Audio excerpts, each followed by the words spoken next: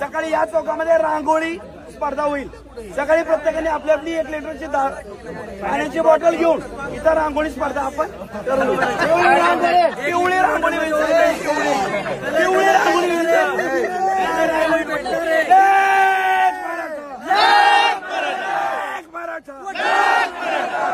एकजुटीचा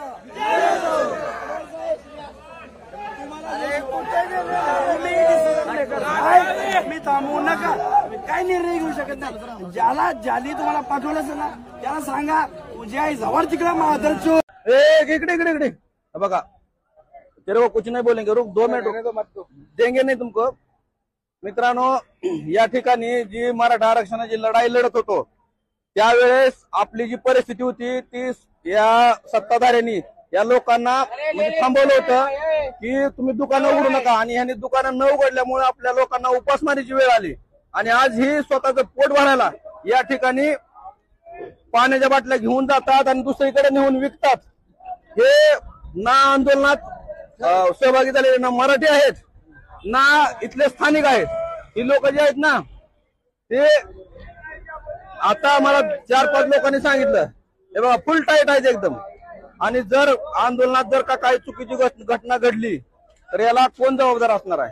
त्यांना मराठी बोलता येत नाही। पाणी द्यायला किंवा जेवण द्यायला आम्ही मागे सरत नाही। आम्ही एवढ्या मोठ्या मराठा समाजाला इथे या ठिकाणी गावाखेड्यातून घराघरातून मदत पोहोचवतोय, परंतु ज्या वेळेस मराठा समाजाला गरज होती त्यावेळेस याच लोकांनी दुकानं बंद ठेवली। त्यावेळेस त्यांना कळायला पाहिजे होतं की ही लोक सुद्धा आपलीच आहेत, जरी आपल्याला बंधनं घालत असली तरी सुद्धा आपण दुकानं उघडी ठेवली पाहिजे। ती पलीकडे पोरगा आहे ना त्याला मी आता विचारलं तर ते म्हणतंय की मैं ठेला लगाता हूं, दुकान बंद करके आया हूं। जेवणाला आणि पाणी द्यायला आम्ही नाही म्हणत नाही, पण ही अशी जी लोक आहेत आज इतर रात्री 2:30 वाजली 3 वाजलेत तरी सुद्धा पनीर आणि भात खायला मिळतंय। हे कशामुळे मिळतंय तर 2 दिवस मराठ्यांचं जे हाल झालं ते महाराष्ट्रातल्या मराठ्यांना बघू वाटलं नाही। यातल्या एकाला सुद्धा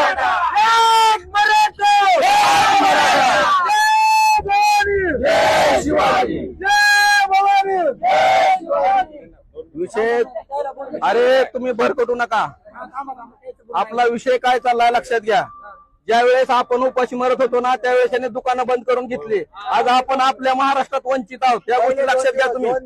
2 दिवस उपासमारीची वेळ आली, असंच पाणीपत घडलं नाही, याला आपण कारणीभूत आहोत।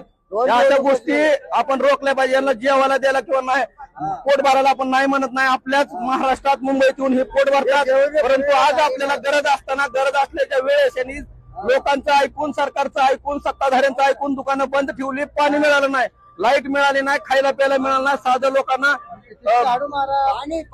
पाणी सुद्धा प्यायला मिळालं नाही। आणि आज ही ज्यावेळेस आपण लोकांना जेवण वाटतोय त्यावेळेस खुशाल येऊन निर्लज्जपणे बाटल्या मागतात, जेवण करतात। अरे चाललंय काय?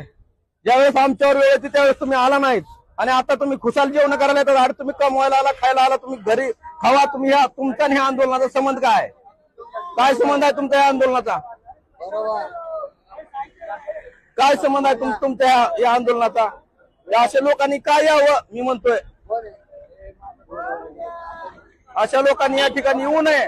जर उद्या काय अनुचित प्रकार घडला तर त्याला जबाबदार कोण आहे? मराठ्यांना विनाकारण अशा लोकांना या आंदोलनात मिक्स करून बदनाम करू नका।